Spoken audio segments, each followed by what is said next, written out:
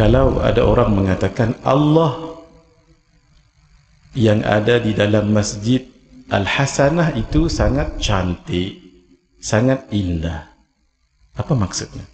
Apakah yang dimaksudkan Allah itu Tuhan yang bersifat dengan segala sifat kesempurnaan, atau Maha Suci Allah daripada bersifat kekurangan yang dikatakan Allah yang ada di dalam Masjid Al-Hasanah itu? Tidak. Kenapa? Allah yang disebutkan di situ adalah tulisan Allah ataupun tulisan Allah, alif lam lam ha, isim, itu namanya nama. Tapi apakah nama itu merujuk kepada Tuhan yang al-wajibul wujud? Tak. Itu sekadar nama sahaja.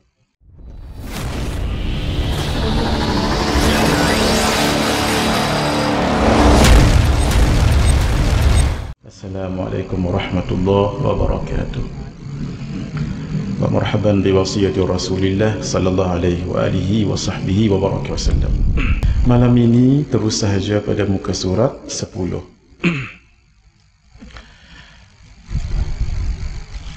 Sudah kita bicarakan,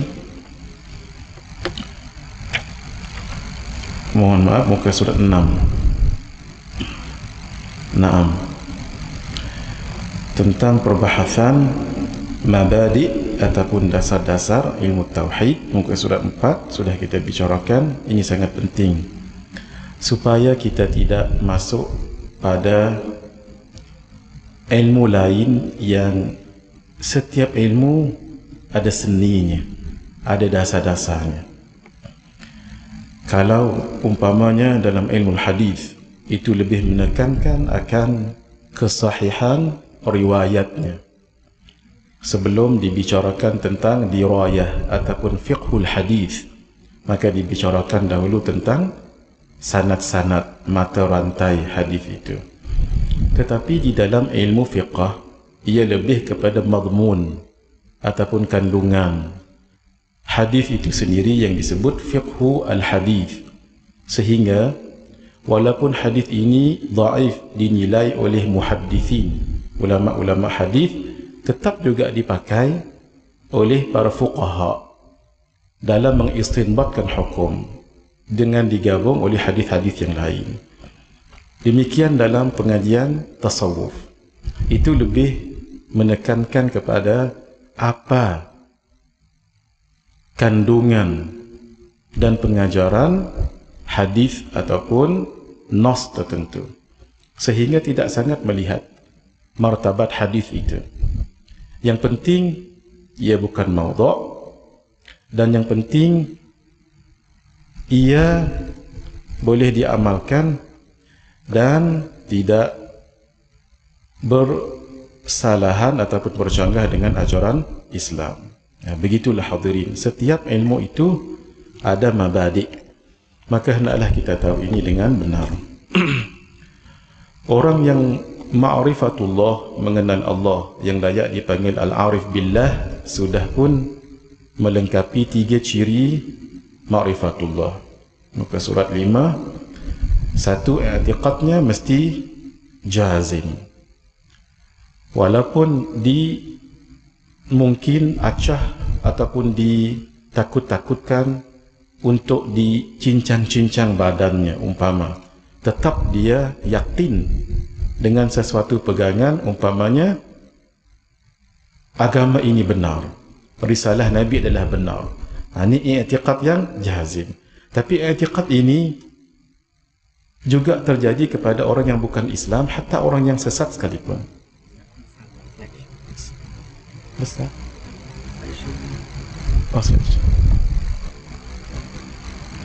Bismillah.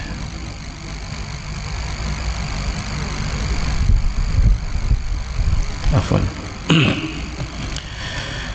I'tiqad jazim ini mungkin juga kepada orang yang bukan Islam, hatta orang yang Islam tapi sesat pun ada juga sebegini.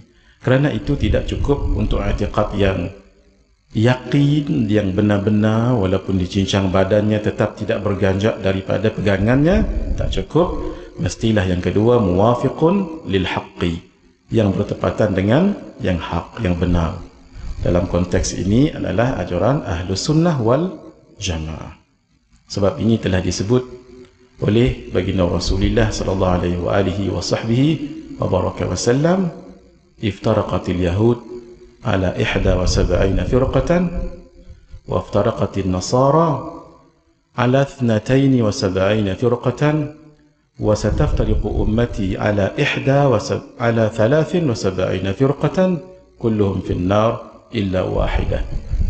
Qila wa man hum ya Rasulullah, wa fi riwayatin qila wa mal firqatun najiyatu, apakah dia kumpulan yang selamat itu wahai Rasulullah sallallahu alaihi wasallam?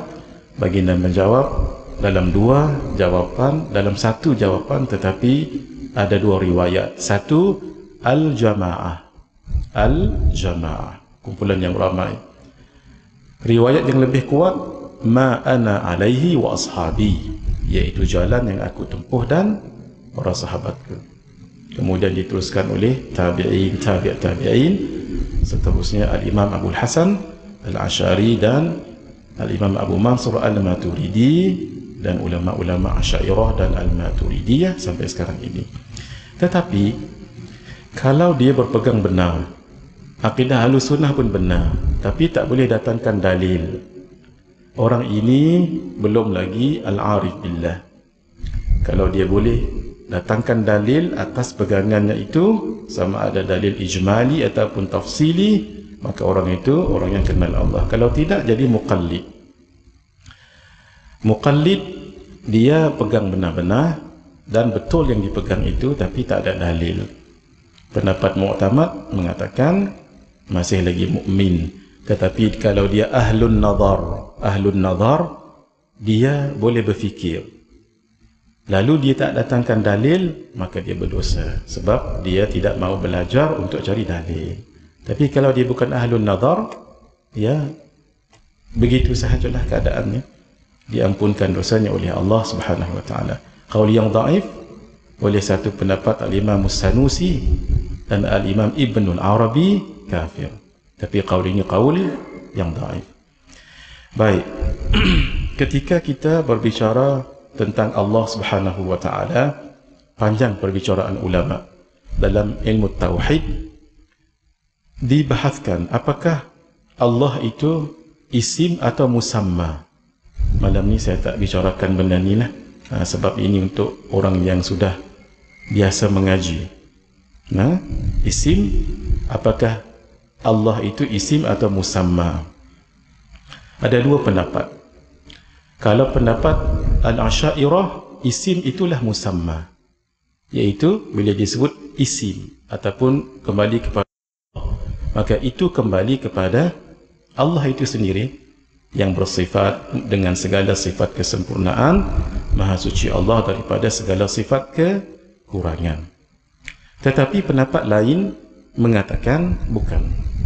Isim lain, musamma lain. Dua-dua pendapat betul. Dalil pendapat yang pertama mengatakan isim itu adalah musamma, isim nama, musamma yang dinamakan, Tuhan punya nama. Ketika di dalam surah Al-A'la, Allah Azza wa Jalla berfirman, ba'da a'udzu billahi minasyaitonir rajim, bismillahirrahmanirrahim, sabbihisma rabbikal a'la. Kalau di sini ada imam ataupun asatidah, ustazah sekalipun, adik-adik pelajar yang menjadi imam, kalau baca ayat ini sunat waqaf, jangan diwasal.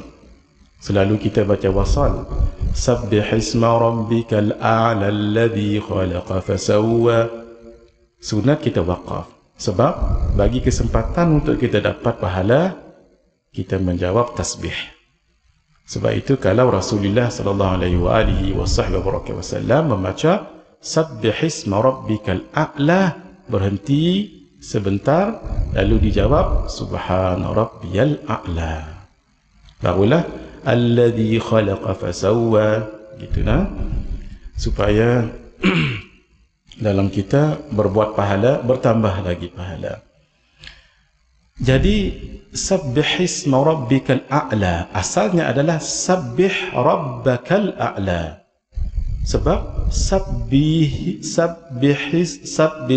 rabbika, sabbih ismi, isim, rabbik.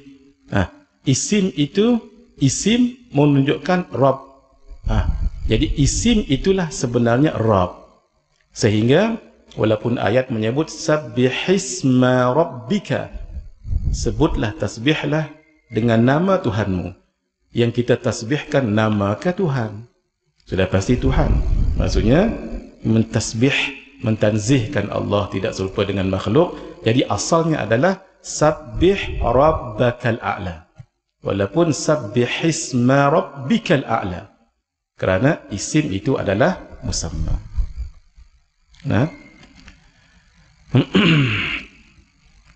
Tapi pendapat ulama lain tidak juga. Contoh mudah-mudah, sebab yang ini sebenarnya saya tak mahu bawa perbincangan panjang, tapi ulama buat satu kitab, isim itu musamma ke, isim itu bukan musamma. Dahsyat ulama-ulama.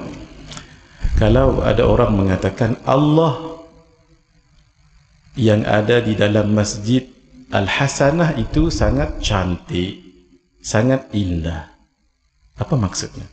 Apakah yang dimaksudkan Allah itu Tuhan yang bersifat dengan segala sifat kesempurnaan, dan maha suci Allah daripada bersifat kekurangan, yang dikatakan Allah yang ada di dalam Masjid Al-Hasanah itu? Tidak. Kenapa? Allah yang disebutkan di situ adalah tulisan Allah ataupun tulisan Allah, alif lam lam ha, isim itu namanya nama. Tapi apakah nama itu merujuk kepada Tuhan yang al-wajibul wujud? Tak, itu sekadar nama sahaja. Karena itu nama tak semestinya merujuk pada tuannya. Ini yang menunjukkan isim bukan musamma. Ala kulli hal, dua-dua betul. Baik. Kalimah Allah itu pun khilaf juga ulama. Ada yang kata mushtaq, ada yang tidak, ada yang kata bukan mushtaq. Ada pendapat mengatakan Allah itu memang namanya Allah. Satu pendapat mengatakan Allah berasal dari perkataan ilahun nakirah, lalu dimasukkan alif lam, jadi isim ma'rifah. Jadi Allah itu berasal daripada ilah, ilah yang terkenal. Sehingga bila disebut nama Allah, tidak ada yang tidak kenal. Itulah yang disebut oleh Sibawayh. Sibawayh mengatakan bahawa nama Allah itu a'raful ma'arif, nama yang paling terkenal, tidak ada yang boleh mengalahkan terkenalnya nama ini. Ala kulli hal, yang kita pentingnya adalah Allah itu, nanti kita akan belajar, akan sampai kepada satu kesimpulan, Allah itu adalah al-wajibul wujud, yang mempunyai uluhiyah, sifat ketuhanan yang dua, yaitu al-istighna dengan al-iftiqar. Istighna dengan iftiqar. Dalam istighna ada beberapa Allah di situ, ada beberapa sifat di situ. Istighna pun begitu juga.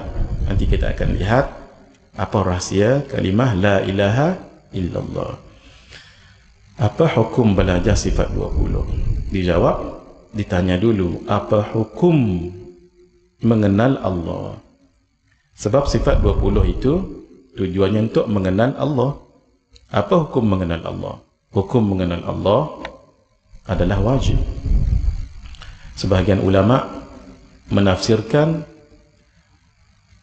wa ma khalaqtul jinna wal insa illa liya'budun, ay illa liya'rifun. Liya'rifun ni di belakang tu, melainkan untuk mengenalku. Bila mengenalku, maka akan tahu, akan tanggungjawab terhadap Tuhan. Jadi ditanya orang, apa hukum belajar sifat 20? Dijawab, apa hukum mengenal Allah? Mengenal Allah hukumnya wajib. Macam mana nak kenal Allah? Ya dengan ilmu. Ilmu apa? Ilmu tauhid, ilmu aqidah. Dan ilmu aqidah ada manhaj dia, manhaj yang paling daqiq, yang paling tahqiq untuk mengenal Allah, itulah dia sifat 20. Sebab umurnya sehingga sekarang sudah 1117. Sebab sejak daripada Al-Imam Abul Hasan Al-Ash'ari yang wafat pada tahun 324 Hijriyah, kita sekarang 1441, insya-Allah malam esok 1442. Kalau malam esok umur sifat 20 ini sudah 1118 tahun. Sudah tahqiq, ulama sudah mengarang dan dibaca seantero dunia, sehingga pelbagai cara kupasan mengenal Allah itu daripada Al-Imam Abul Hasan Al-Ash'ari, kemudian terus panjang ceritanya kepada Al-Imam Abul Ma'ali Abdul Malik Al-Juwaini, kemudian kepada anak murid beliau Al-Imam Al-Ghazali, anak murid beliau Al-Imam Abu Bakar Al-Baqillani, kemudian seterusnya ke bawah Ibnu Arafah. Nantinya dikumpulkan semua perbahasan dan khilaf-khilaf yang muktabar dalam persoalan ketauhidan itu oleh Al-Imam yang sangat masyhur dan wali yang sangat saleh, Al-Imam As-Sanusi. Al-Imam As-Sanusi itu sangat karamah sekali. Ketika diperbahatkan perkara-perkara khilafiyah dan khilaf muktabar di dalam perkara ketuhanan dan sifat Allah ini, beliau yang rangkumkan. Nah, di dalam kitab beliau Al-Kubra. Sehingga jasa beliau luar biasa sekali lah, bukan setakat puas hati dengan Al-Kubra, tak. Kitab besar Al-Kubra beliau ringkaskan lagi menjadi Al-Wusta, ringkaskan lagi menjadi As-Sughra. Itu yang disebut Matan Ummul Barahin. Syarah lagi As-Sughra, As-Sughra. Dikecil lagi As-Sughra, As-Sughra, As-Sughra. Heran kita suka menulis dan memberi masa untuk menulis kitab akidah ini sebab sangat mahal. Nah, mula-mula Al-Kubra, kemudian Al-Wusta, kemudian kecilkan lagi As-Sughra, kecil lagi As-Sughra, As-Sughra, kecil lagi As-Sughra, As-Sughra, As-Sughra, sehingga ulama memanggil kitab ini dengan Al-Hafidah. Al-Hafidah, Hafid cucu, Hafidah cucu perempuan, kecil sangat. Kemudian dirangkumkan lagi beliau juga orang yang sama, Al-Imam As-Sanusi, dengan nama Al-Kitab Al-Mufidah, dan yang akhir beliau tulis kitab Al-Muqaddimat. Itu yang last sekali. Setiap kitab beliau syarah. Al-Imam As-Sanusi itulah yang dipegang oleh ulama Nusantara kita ini. Sehingga kalau para alim ulama merujuk kepada pandangan beliau, lalu mereka menulis qala al-waliyus salih, qala al-waliyus salih, berkatalah wali yang salih. Siapa? Al-Imam As-Sanusi. Beliaulah yang merangkumkan pengajian sifat 20 sampai sekarang kita ini. Nah, walaupun yang rajihnya adalah sifat 13. Nanti kita akan bagi tahu kenapa Al-Imam Abul Hasan Al-Ash'ari cukup dengan 13 tidak 20. Nanti akan masuk. Jadi, oleh kerana pengajian sifat 20 ini sudah dirintis oleh dua orang ulama agung, Al-Imam Abul Hasan Al-Ash'ari dengan Al-Imam Abu Mansur Al-Maturidi, walaupun khilafnya itu, walaupun khilaf nanti Al-Imam Abul Hasan Al-Ash'ari kata cukup 13. Nah, kemudian Al-Imam Abu Mansur Al-Maturidi mengatakan 20. Nah, ada setiap nanti. Kita belum masuk bahas lagi. Jadi sangat bagus sekali. Lalu ulama Asy'ariyah, walaupun anak-anak murid Al-Imam Abul Hasan Al-Ash'ari melihat bagus sifat ma'nawiyah ini, sebab kalau tidak ada sifat ma'nawiyah nanti dikatakan sifat ma'ani itu yang wujudi itu boleh bercerai tanggal dengan zat yang qadim. Oleh kerana itu tak mungkin bercerai tanggal. Dia mesti ada satu yang melekatkannya, itu yang namanya hal, irtibat. Nah, dalam bahasa modernnya Tuan Guru Wadi Saleh guna gam. Ada satu gam yang melekatkan zat dengan sifat ma'ani supaya jangan ia bercerai tanggal. Sehingga bila disebut sifat maknawinya, itu hanyalah pengulangan kepada sifat ma'ani. Sebab itu bila berbicara sifat maknawiyah tak cerita panjang. Ia cuma nak bagi tahu bahawa ini adalah sifat yang lazim kepada malzum. Malzumnya adalah sifat ma'ani. Dalam arti kata tidak bercerai tanggal. Sebab itu kalau sifat ma'ani qudrah itu diterjemah dengan perkata, nah tuan-tuan kalau nak terjemah berkata-kata silakan. Nah, la musyahata fil istilah. Tidak ada lokek pada istilah, tapi murad mesti betul. Ijtihad Pak Da'i ketika menterjemah perkata, beliau tidak mahu semabul, keliru dengan berkata-kata.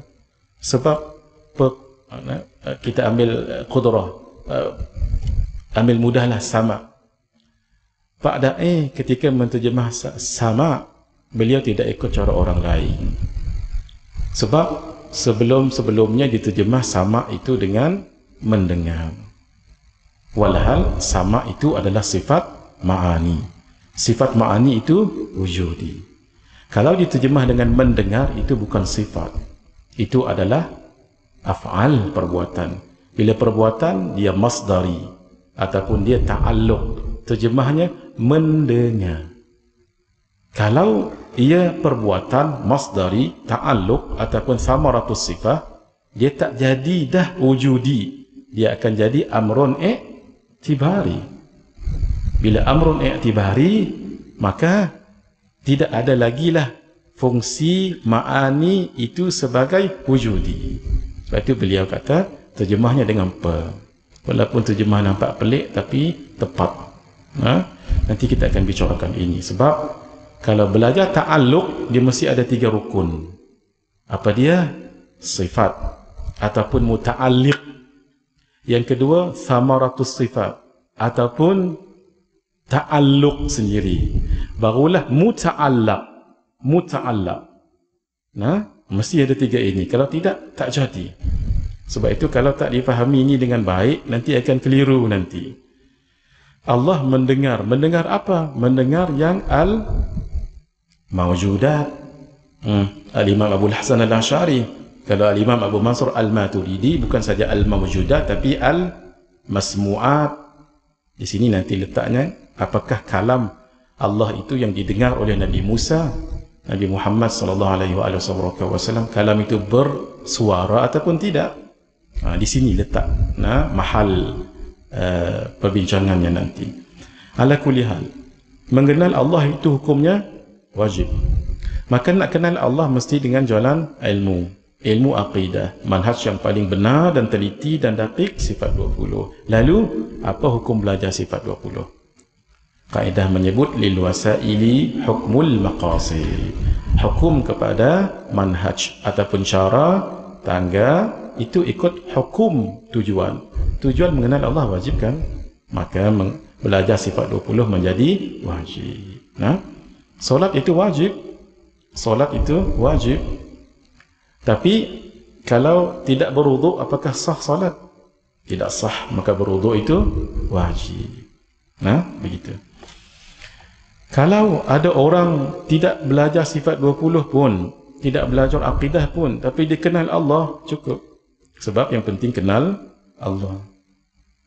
Kerana seorang yang nak mengajar bahasa Inggeris di satu kampung sekolah rendah ataupun menengah, mesti wajib mengikuti kursus bahasa Inggeris. Tapi ada hamba Allah ini, dia dilahirkan di negeri di Amerika, has been there for years and years, dah jadi eloquent, bahasa Inggeris sudah jadi mother tongue dia. Dia tak belajar kursus pun tak apa. Sebab apa? Memang tujuan belajar kursus itu untuk boleh berbahasa Inggeris dan faham. Kan dia dah faham, terus saja. Sama. Kalau ada orang yang mengenal Allah tanpa belajar sifat 20, ya silakan. Kerana tujuan belajar sifat 20 mengenal Allah. Cuma ada tak orang macam tu? Kalau orang di Hasanah ada macam tu, malam esok kita tutup kelas. Kalau tidak, kalau ada nadir jarang ya. Baik. Hadis yang kita bacakan tadi 730 golongan pun sudah kita bicarakan juga. Baik. Dari segi usuluddin, semua ulama 4 mazhab itu adalah daripada Ahlus Sunnah wal Jamaah. Yang ini tak ada dalam kitab lah, yang ini baru dibuat ni. Imam Maliki, kebanyakan ulama-ulamanya dan orang yang bermazhab Maliki adalah Asy'ariyah. Ada Hanafi, Maturidiyah. Orang Syafi'i, Asy'ariyah. Orang Hambali, Asy'ariyah juga. Kebenaran akidah Ahlus Sunnah wal Jamaah, saya tak ingat ni saya dah syarah belum kat sini ni. Sudah ke belum? Kalau belum saya syarahkan, kalau tidak kita laju je. Kita lajukan saja. Jangan risau hadirin yang kita nak belajar ni. Ini benar, betul, tepat. Al-Quran menyebutkan ketika turun ayat, ya ayyuhalladzina amanu man yartadda minkum an dinihi fasawfa ya'ti Allahu biqaumin yuhibbuhum wa yuhibbunah adillatin 'alal mu'minin wa 'izzatin 'alal kafirin yujahiduna fi sabilillah wa la yakhafuna lawmata la'im. Wahai orang yang beriman, siapa yang murtad di kalangan kamu, nanti Allah akan bangkitkan satu kaum, sifatnya yuhibbuhum, Allah mencintai mereka, wa yuhibbuna, dan mereka mencintai Allah. Yujahiduna fi sabilillah, mereka itu berjihad di jalan Allah, wa la yakhafuna lawmata la'im, mereka tidak takut celaan orang yang mencela. Al-Imam Al-Qurtubi sebut ketika ayat ini turun, di hadapan Nabi ada seorang sahabat yang bernama Sayyidina Abu Musa Al-Asy'ari, dan Nabi bagi tahu hum qaumu hadza, ciri-ciri orang yang di dalam ayat tadi ini adalah kaum orang ini, keturunan orang ini. Al-Imam Abul Hasan Al-Asy'ari. Dalam hadis Nabi pernah sebut, ini sebelum berlaku Nabi sebut tentang kota Konstantinopel nanti akan dibuka. La tuftahanna al-Qustantiniyah fala ni'mal amiru amiruha wa la ni'mal jaish dzalikal jaish. Pasti akan dibuka kota Konstantinopel. Sebaik-baik amir, tentera yang mengetuainya, sebaik-baik panglima yang mengetuainya, dan sebaik-baik tentera yang ikut. Siapa yang buka kota Konstantinopel? Sultan Muhammad Al-Fatih, dan beliau berakidah Ahlus Sunnah wal Jamaah. Ketika Sayyidina Abu Musa Al-Asy'ari datang, Nabi mengatakan hum minni wa ana minhum, mereka daripadaku dan aku daripada mereka. Satu pengakuan Nabi. Dan ulama sebut di dalam kitab Ittihaf As-Sadatil Muttaqin bi Syarh Ihya Ulumuddin, Syekh Murtada Az-Zabidi, beliau menyebutkan ketika diitlaqkan Ahlus Sunnati wal Jamaah, idza utliqa Ahlus Sunnati wal Jamaah fal muradu bihim al-Asy'ariyah wal Maturidiyah. Ketika diitlaqkan, disebut istilah Ahlus Sunnah wal Jamaah, maka yang dimaksudkan dengan mereka itu adalah ulama-ulama Asy'ariyah dan pengikut mereka, dan ulama-ulama Al-Maturidiyah dan pengikut mereka. Fatwa daripada Mesir. Dulu Makkah adalah qiblatu al-alam wa qiblatu salah.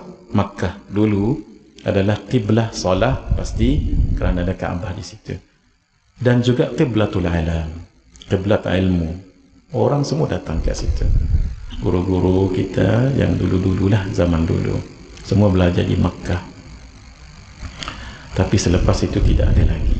Sejak kejatuhan Empayar Uthmaniyah, lalu beralihlah qiblatul alam di Mesir, especially di University Al-Azhar sampai sekarang.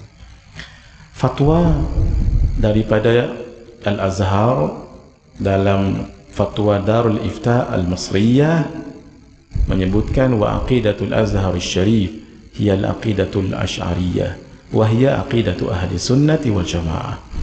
Akidah ulama Al-Azhar Asy-Syarif daripada dulu sampai sekarang adalah akidah Al-Asy'ariyah, dan ia adalah akidah Ahlussunnah wal Jamaah. Wassadatul Asy'ariyah radhiyallahu ta'ala anhum wa ardahum hum jumhurul ulama minal ummah. Tokoh-tokoh ulama Al-Asy'ariyah, semoga Allah meridai mereka dan dia juga redha kepada mereka.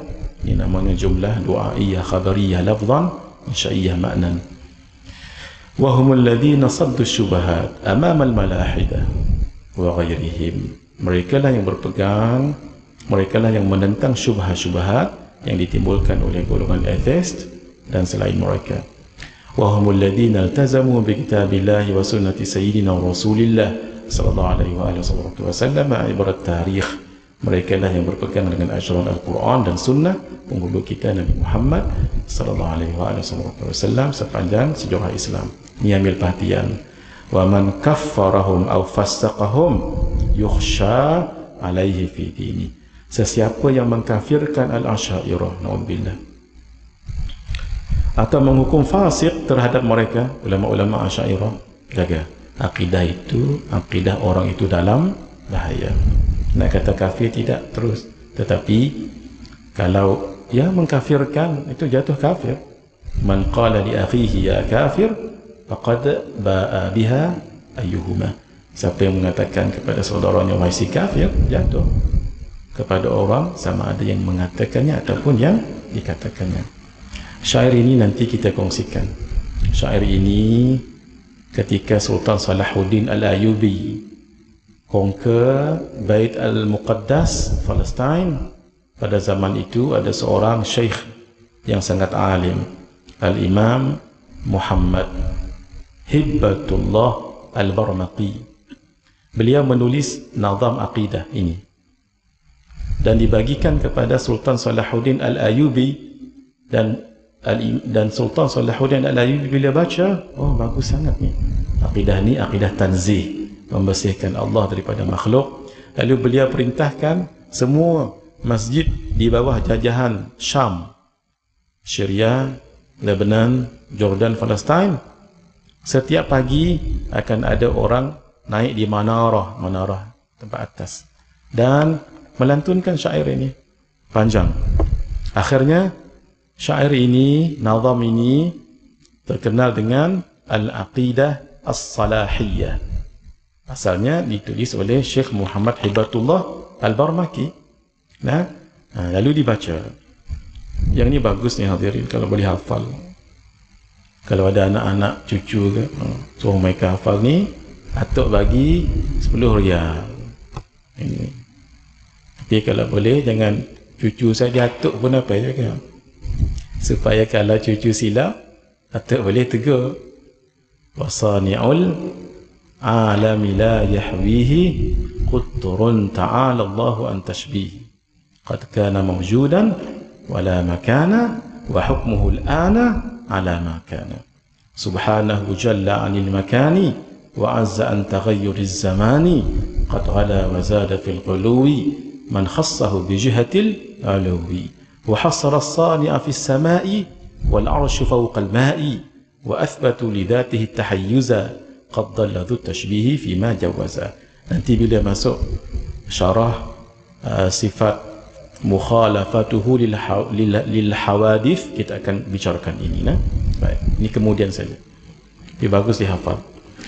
Al-Imam Abu Hasan Al-Asy'ari dan Imam Abu Mansur Al-Maturidi. Ceritanya panjang keduanya, rahimahumullahu rahmatan wasi'ah. Sifat 20 yang kita nak belajar ini, kita kena tahu dulu tentang sifat Allah. Sifat Allah ada dua. Satu, sifat az-zat. Sifat ini membicarakan tentang zat. Zat itu namanya Allah. Gitu ya. Sifat tadi membicarakan tentang zat. Zat itu namanya Allah. Ada satu lagi sifat, namanya sifat af'al.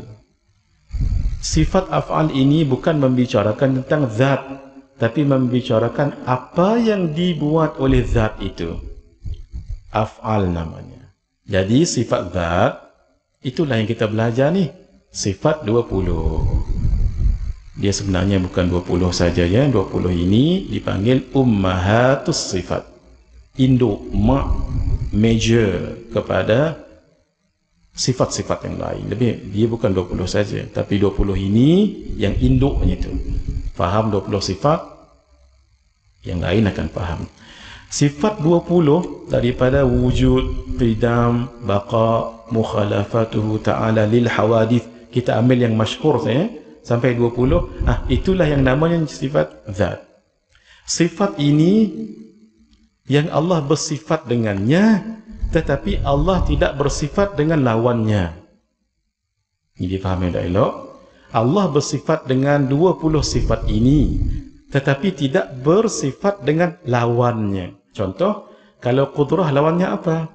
Lawannya ajaz, lemah. Maka Allah bersifat dengan qudrah, tidak bersifat dengan lemah. Kenapa? Sebab lawannya adalah mustahil.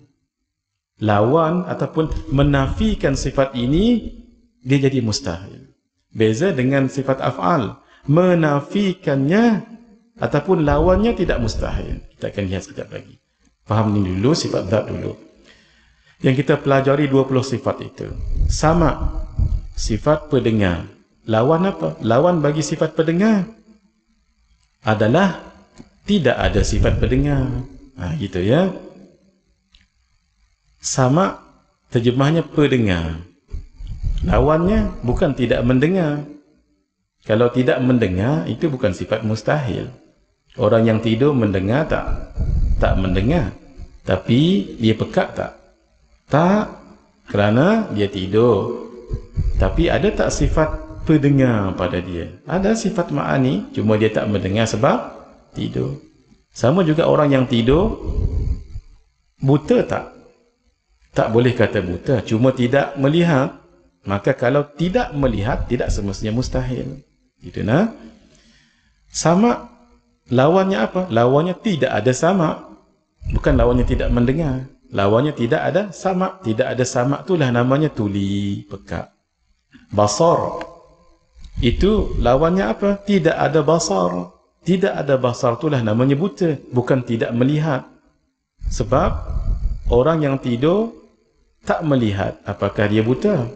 Gitu nah. Baik. Kemudian sifat Allah bersifat dengannya sejak azali dan sampai sekarang. Nanti kita belajar, tuan-tuan kalau boleh dapatkan buku ni. Nanti saya bagi tahu dah rahsia. Bukan rahsia suruh beli tak. Rahsia, kalau tuan-tuan kuasai 2 waktu itu, belajar ta'alluq insya-Allah senang. Dalam buku ni ada 2 waktu yang dikenal, satu dengan azali ataupun qadim. Azali itu ketika tidak ada makhluk, hanya Allah sahaja ada ketika itu. Ketika dijadikan makhluk yang pertama, azali sudah tidak ada, sudah habis. Habis azali. Qadim Allah tetap. Dan selepas itu jadilah masanya ma la yazal. Istilah namanya ma la yazal, ataupun nama lain hadith, nama lain imkan. Ini mesti diketahui. Itu dalam kitab ni tuan-tuan lihat pada muka surat makhluk. Mari kita lihat muka surat makhluk. Muka surat 18. Ini sangat penting sekali. Kalau boleh biar mimpi muka surat 18. Kalau boleh. Daripada mimpi hantu, mimpi katak, baik mimpi qadim dengan azali, hadith ataupun imkan. Ini hafal elok-elok hadirin. InsyaAllah pengalaman kita mengajar sifat 20, siapa yang boleh kuasai diagram ini, insyaAllah. Saya bagi contoh supaya tuan-tuan nampak apa yang saya sebut. Malam ini malam Selasa, malam Rabu lah ya. Zahirnya kita berada di sini sejak pukul 9, sejak pukul 9.20 tadi. Saya akan berhenti 10.20 insya-Allah. Kita berkumpul di sini pada malam ini pada tarikh 18 hari bulan ni 2020 ini bulan 8 kan, zahirnya sekarang. Nah, sebenarnya Allah sudah tentukan kita berada di sini. Bila Allah tentukan tu? Qadim. Dengan sifat apa Allah tentukan? Dengan sifat iradah. Maka Allah sudah tentukan saya hadir, tuan-tuan hadir. Pada malam ini Allah tentukan dengan sifat iradah dalam ta'alluq tanjizi qadim. Sebab itu penting tengok yang warna hijau ni. Muka surat 18. Qadim. Di situ letaknya takdir. Perlaksanaan ke atas takdir, sekarang kita berkumpul. Kita berkumpul di sini dikumpulkan oleh Allah dengan sifat qudrahnya. Mengikut iradahnya. Sebab itu qudrah dengan iradah dia tak boleh berpisah. Dia iradah dulu baru qudrah. Dari segi ta'aqquli, dari segi wuqu'i haqiqi, tidak ada dulu, tidak ada kemudian. Sebab semua sifat itu qadim. Tapi ta'aqquli dari segi logiknya, logically iradah dulu, sebab iradah menentukan. Lalu di-execute, dilaksanakan oleh qudrah. Mengikut muwafaqah iradah. Bila dikumpulkan kita sekarang? Berkumpul tak kita sekarang? Berkumpul, tu namanya tanjizi. Bila berkumpul hadith, ini yang namanya kita berkumpul di sini, dikumpulkan oleh Allah dengan sifat iradahnya dalam ta'alluq tanjizi qadim ke hadith. Hadith. Sebab itu pentingnya warna merah ni. Muka surat 18. Nanti saya sampai kat sini, saya slow sedikit sebab yang ni sangat penting. Tuan-tuan hafal yang 18 ni, insya-Allah nanti belajar ta'alluq. Sebut sahaja suluhi qadim, suluhi qadim, tanjizi qadim, tanjizi hadith akan nampak. Nah, tapi kena hafal yang hijau dengan yang merah. Baik, mari kita terus, takut lambat ya. Allah sudah bersifat dengan segala sifat, 20 sifat itu bila tu? Qadim. Sekarang Allah bersifat tak? Naam. Waktu ni apa namanya? 3 namanya. 1, hadis. Mari kita kembali muka surat 18. Waktu sekarang kita ni hadis pun ya dipanggil, imkan pun ya. Satu lagi tulis kat situ, boleh tambah ya, ma la yazal. Macam yang saya tulis tu.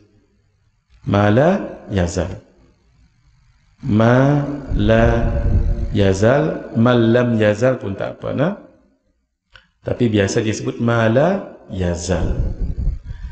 Baik. Nah, sekarang penting. Setelah kita tahu yang 20 sifat itulah sifat zat, sifat af'al yang mana? Satu je. Yang kita belajar sifat jaiz. Apa sifat jaiz? Sifat harus Allah tu. Apa dia? Fi'lu kulli mumkinin aw tarkuhu. Fi'lu Allah melakukan, kulli ke atas setiap, mungkin makhluk, au tarkuhu ataupun Allah tak lakukan. Di sini difahami bukan saja lakukan, ini melakukan tu. Nah, difahami dengan apapun perbuatan Allah, menjadikan, mematikan, memberi, mengambil, mengurniakan, menghalang, memberi manfaat, mendatangkan mudarat, mengurniakan kebahagiaan dan semuanya itu ada pada sifat jaiz. Satu tu je. Nah, sifat ini namanya sifat harus. Ini lain daripada 20 sifat yang kita belajar tu. Allah bersifat ini dan bersifat lawannya.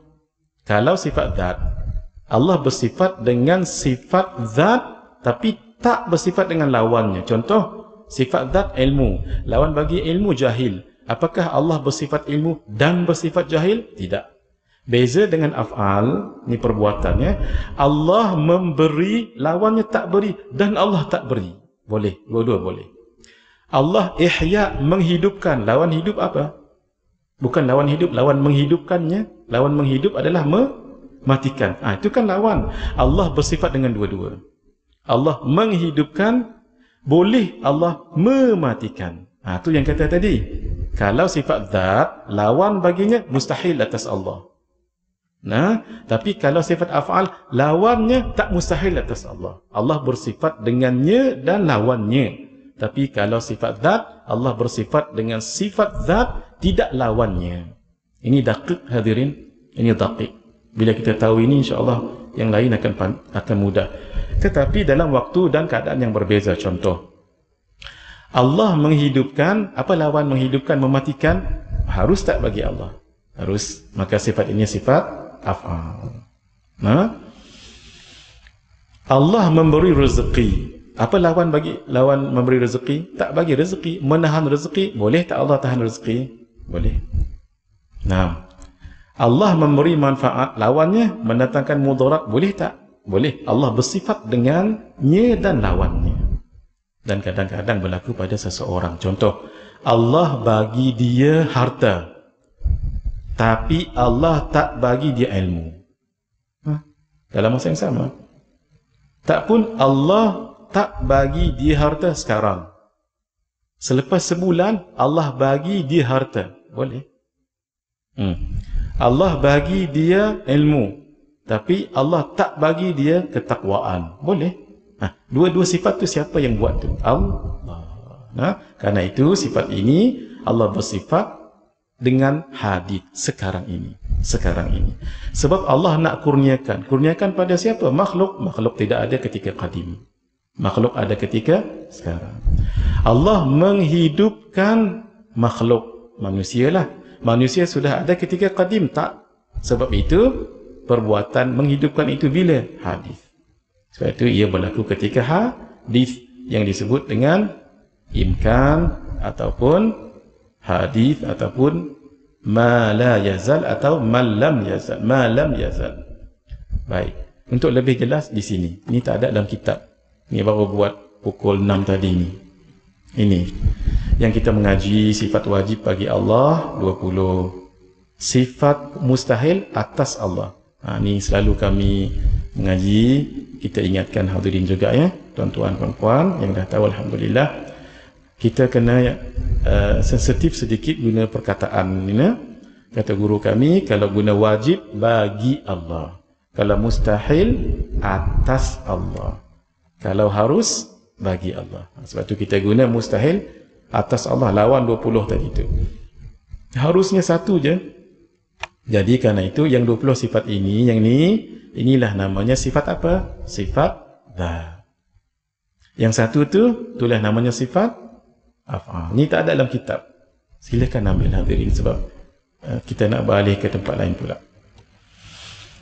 Selesailah perbahasan tentang sifat zat dan sifat af'al bagi Allah.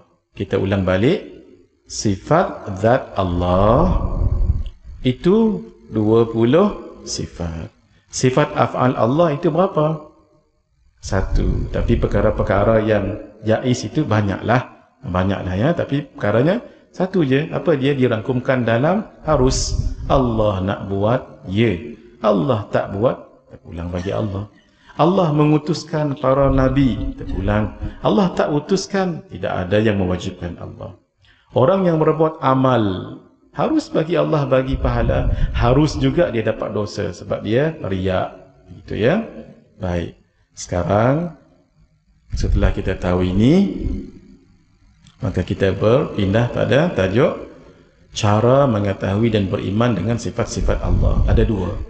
Satu ijmali, ijmal pun ia juga. Yang kedua tafsili, tafsil pun boleh dipakai juga. Baik, muka surat berapa? 9. Masya-Allah, muka surat 9. Baik. Secara ijmali hendaklah kita tahu dan beriman bahawa Allah bersifat dengan segala sifat kesempurnaan, namanya kamalat. Berapa banyak segala tu tak terhitung lah tu ya. Tapi pada masa yang sama Maha Suci Allah daripada bersifat dengan segala sifat kekurangan. Berapa banyak yang tak layak bagi Allah tu? Banyak sangatlah. Cukuplah kita secara general macam tu. Itulah namanya ijmali. Tetapi ada tetapi tu, wajib kata Imam As-Sanusi untuk kita beriman dan kita tahu Allah bersifat dengan 20 sifat wajib. Bukan jangan mustahil yang wajib. Pada masa yang sama tak mungkinlah Maha suci Allah bersifat daripada bersifat dengan yang lawannya 20. Bila dah bagi number tu, spesifik namanya. Bila spesifik tu namanya tafsili. Boleh kita? Nah, macam mana cara beriman tadi? Ada dua. Maaf, kita tutupkan dulu. Baik, yang pertama sekali, ijmali. Apa dia? Dua. Saya beriman dan tahu Allah punya seluruh sifat kesempurnaan pada masa yang sama. Tak mungkinlah, mustahillah, maha sucilah Allah bersifat dengan segala sifat kekurangan. Itu namanya tadi cara beriman dan tahu begitu, apa namanya? Cara ijmali atau ijmal. Boleh juga dua-dua tu. Tapi bila dah sebut spesifik, saya tahu dan saya beriman Allah punya 20 sifat yang wajib, dan pada masa yang sama saya tahu dan saya beriman tak mungkin Allah bersifat dengan mustahil. Itu namanya apa? Naam, tafsili atau tafsil. Kerana itu Allah adalah nama. Benar? Bagi zat, muka surat 10. Allah adalah nama bagi zat. Zat itu bersifat, supaya kita nak bezakan diri daripada orang Mu'tazilah. Allah adalah zat yang bersifat. Bersifat apa? Dengan semua sifat kamalat, kesempurnaan. Itu namanya ijmali. Dan bersifat Allah dengan 20 sifat yang wajib specifically. Itu namanya tafsili. Dan tak mungkinlah Allah bersifat dengan semua sifat kekurangan. Itu namanya ijmali. Iaitu 20 sifat. Itu namanya tafsili. Inilah yang disebut oleh Al-Imam As-Sanusi dalam Matan Ummul Barahin, muka surat 11. Wa yajibu ala kulli mukallafin syara'an ay ya'rifa ma yajibu fi haqqi maulana jalla wa azza wa ma yastahilu wa ma yajuz. Wa kadha yajibu alaihi ay ya'rifa mithla dhalika fi haqqi rusuli alaihimus salatu wassalam. Dan wajib ke atas. Ini kalau mengaji sifat 20, wajib ke atas, itu namanya wajib syarak. Wajib ke atas setiap mukallaf. Mukallaf 4.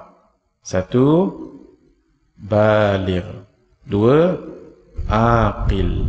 3. Sampai seruan Islam. 4. Mesti selamat panca inderanya dan pendengarannya. Kalau daripada kecil, dia buta dan dia pekak, dia bukan orang mukallaf lah. Sebab kita nak ajar dia tak boleh nak lihat. Nah, kita nak suruh dia dengar, dia tak dengar, dia pekak, maaf ya, tuli. Ketika sejak lahir, maka bukan mukallaf lah dia. Tapi ketika dia baligh, sempat dia melihat ataupun sempat dia mendengar, tiba-tiba aksiden, umur 40 tahun, matanya buta, maka wajib. Sebab dia sempat melalui zaman melihat, gitu ya. Secara syarak, kalau Mu'tazilah secara akal, untuk mengetahui apa yang wajib pada hak Allah kita Azza wa Jalla. Tuan-tuan kalau nak tahu arti Azza wa Jalla, mesti hafal syair yang tadi itu. Wa azza anta taghayyur wa sani'ul alami la yahwihi quturun ta'ala Allah ta'ala. Kan kita sebut Allah ta'ala. Ta'ala Allahu an tashbihi qad kana mawjudan wala makana wa hukmuhu al-ana ala makana. Subhana, kan kita sebut subhanallah. Subhanahu jalla anil makani. Wa azza, tu yang sebut azza wa jalla tu. Wa azza an taghayyuriz zamani. Naam. Wa ma yastahilu, dan apa yang harus atas, apa yang mustahil atasnya atas Allah, dan apa yang harus baginya bagi Allah. Dan begitu juga wajib ke atasnya, iaitu mukallaf, untuk mengetahui seperti itu juga, iaitu apa yang wajib, apa yang mustahil, dan apa yang harus pada hak Rasul. Barulah lengkap. Asyhadu an la ilaha illallah wa asyhadu anna Muhammadan Rasulullah. Baik, mari kita lihat sedikit. Ini tak ada dalam kitab, tapi ini penting diketahui supaya kita tidak semabul ataupun keliru dengan istilah. Kalau wajib ke atas setiap mukmin untuk mengetahui dan beriman bahawa wajib bagi Allah bersifat dengan qudrah, ini jangan keliru. Nah, bila disebut wajib ke atas, ini adalah wajib syarak. Apa maksud? Mesti tahu dan mesti beriman, baru dapat pahala. Kalau tak tahu dan tak beriman, dosa. Tu ya. Ma yuthabu fa'iluhu wa yu'aqibu tarikuhu. Sesuatu yang buat dapat pahala, tahu dan beriman dapat pahala. Kalau ditinggalkan berdosa, tak tahu dan tak beriman berdosa. Tapi jangan lupa wajib yang kedua tu tak ada kena-mengena dengan wajib ini. Bahawa wajib bagi Allah bersifat dengan qudrah, berkuasa. Wajib ni bukanlah maksudnya kalau Allah bersifat dengan qudrah, Allah dapat pahala. Kalau Allah tak bersifat dengan qudrah, Allah berdosa. Tak. Tidak ada kena-mengena dosa dan pahala bagi Allah. Ini adalah hukum akal. Apa dia? Wajib akal. Akal yang sihat bila disebut tentang qudrah berkaitan dengan Allah, mestilah, wajiblah. Wajiblah sifat itu. Baik. Sudah? Ini ada dalam kitab kita muka surat 12. Sudah kita sebut tadi ya. Sifat wajib bagi Allah 20. Mustahil atas Allah 20. Harus 1. Semuanya 41. Para rasul wajib bagi mereka 4. Sebenarnya banyak, tapi tafsilnya 4. Sifat mustahil atas mereka 4. Harus 1. Semuanya 9. 41 campur dengan 9, itulah namanya 50 sifat.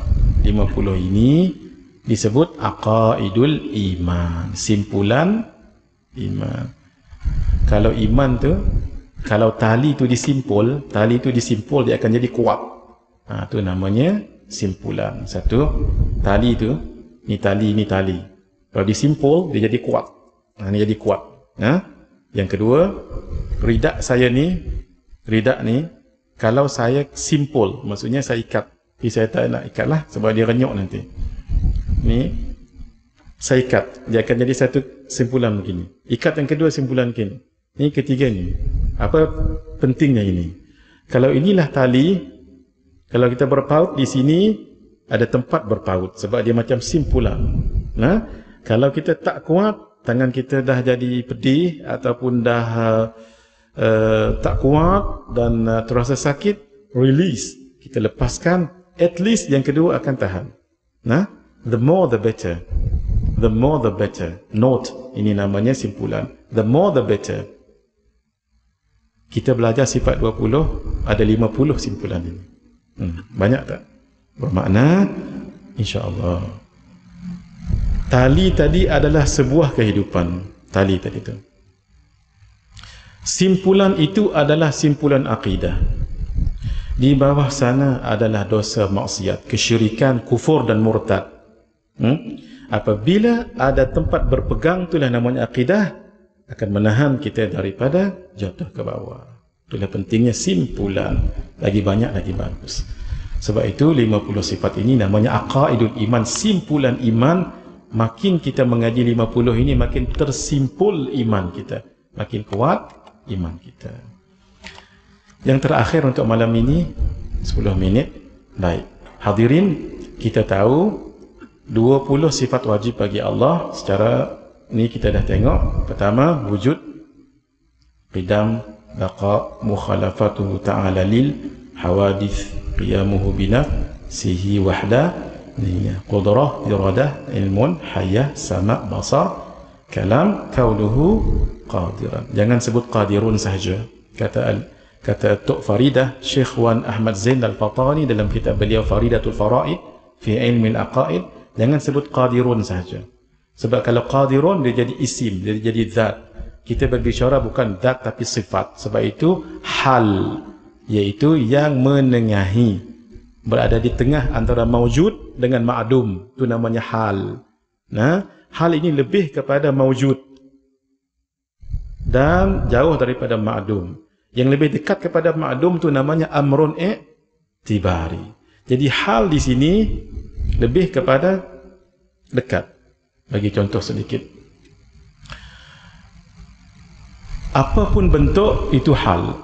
Contohnya kipas ini bulat, itu hal. Kenapa? Bulat itu bukan ada. Itu dari segi akal sahaja. Bulat, coba pegang bulat. Ini penutup cawan saya ni. Bentuknya apa?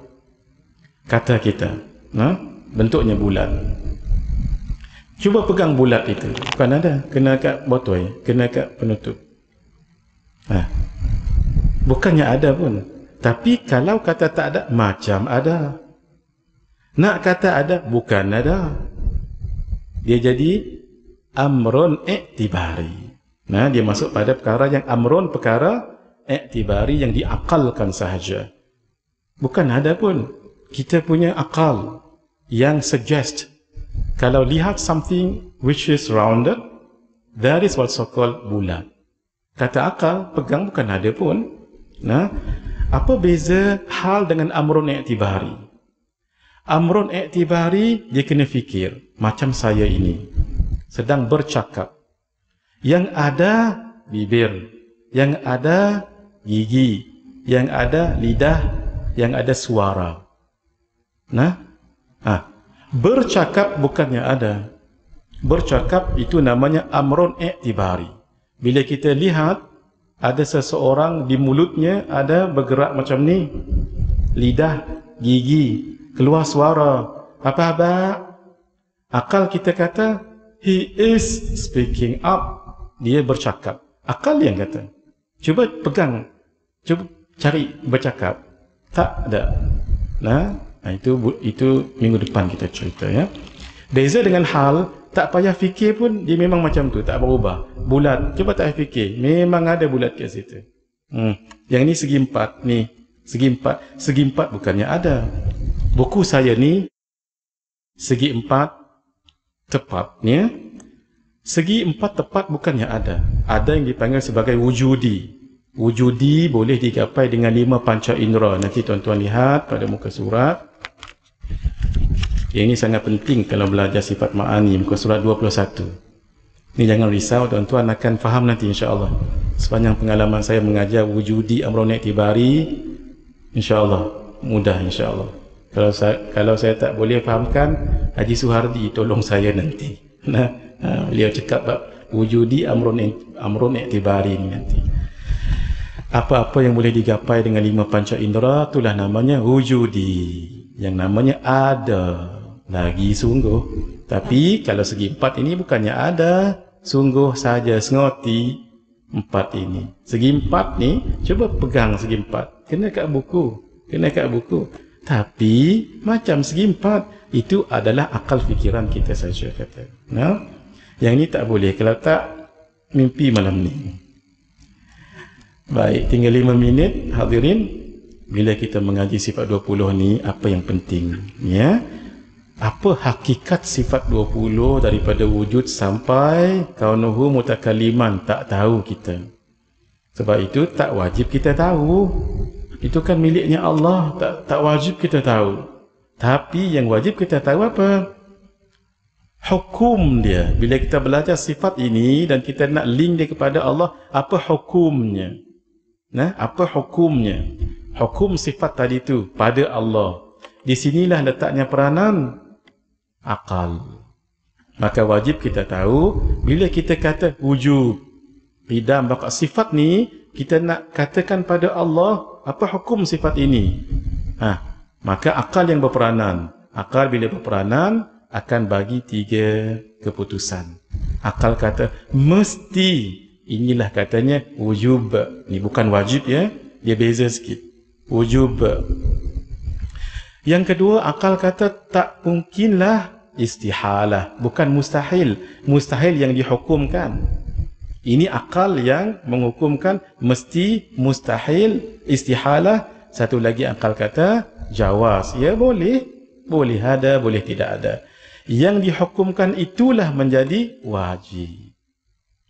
Akal kata sifat qudrah pada Allah. Akal kata wujub, mesti. Maka qudrah itu jadi wajib kerana dihukumkan oleh akal. Sebab itu sebahagian kitab kata begini, hukum akal 3. Wujub, mesti, istihalah, mustahil, dan jawaz, boleh jadi.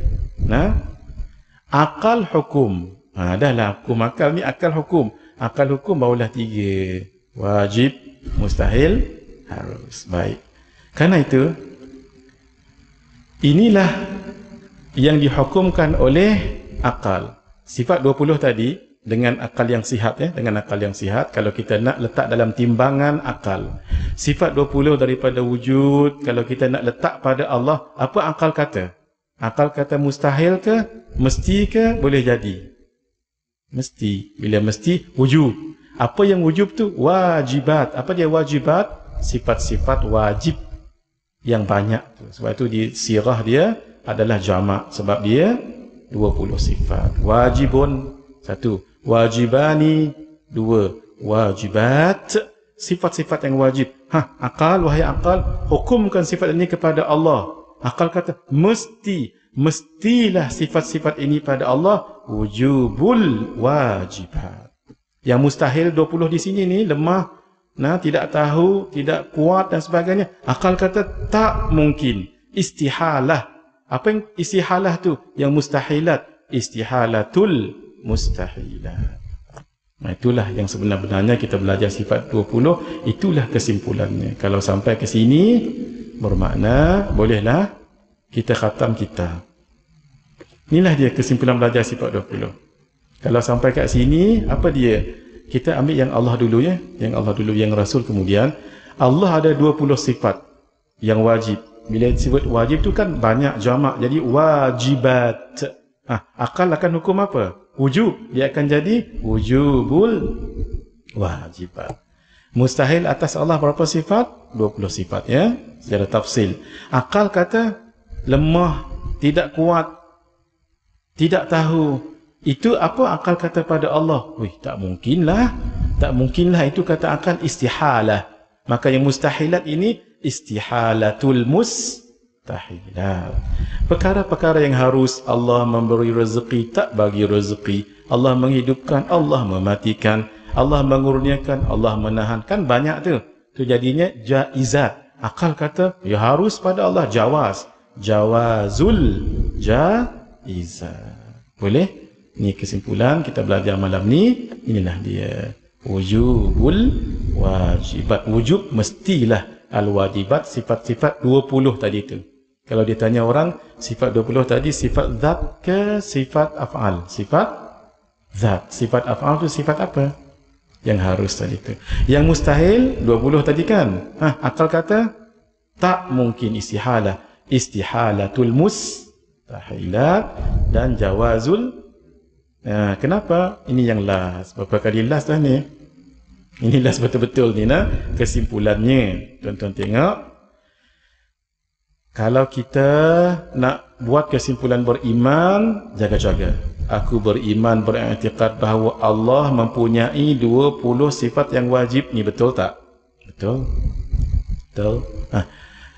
Kemudian kita kata, aku beriman atau beriktikad bahawa Allah mempunyai 20 sifat mustahil. Betul tak ni? Tak betul. Sebab bagaimana mungkin kita kata Allah ada sifat mustahil? Apa tujuan kita belajar sifat mustahil? Untuk dihindari, bukan untuk diimani. Sama juga kita belajar perkara yang membatalkan solat. Nak buat tak? Kalau dibuat, batal.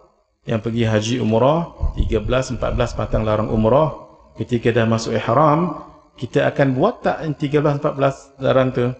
Tidak. Kalau tak potong kambing seekor, kita belajar untuk hindari. Sama.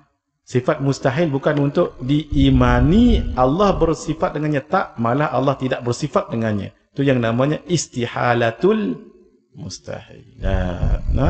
Dan Allah ada satu sifat harus. Itu betul. Jadi yang tak betul tadi tu, macam mana nak betulkan? Nak betulkannya, sifat-sifat mustahil itu bukan ada pada Allah. Akal kata tak mungkinlah. Tak mungkinlah tu namanya istihalah. Yang 20 mustahil itu kerana dia jamak, jadi mustahilat, maka digabung jadi istihalatul mustahilat. Boleh ya? Mari sama-sama kita ingat ni dulu. Sama-sama kita hadirin. Wujubul wajib. Sama-sama ya? Wujubul wajibat, istihalatul mustahilat, jawazul. Inilah kesimpulan belajar sifat 20. Siapa yang dah belajar kitab banyak-banyak sampai pada kesimpulan ini, alhamdulillah. Kita belajar sifat wajib. Kita nak sifat ini mesti ada pada Allah. Wujubul wajibat. Kita belajar sifat mustahil, kita nak letak pada Allah ke? Tak mustahil. Istihalatul mustahilat. Jaizat, banyak jaizat. Dia sifatnya satu, tapi perkaranya tu banyak. Jadi harus pada Allah jawazul jaizat. InsyaAllah kita sambung lagi.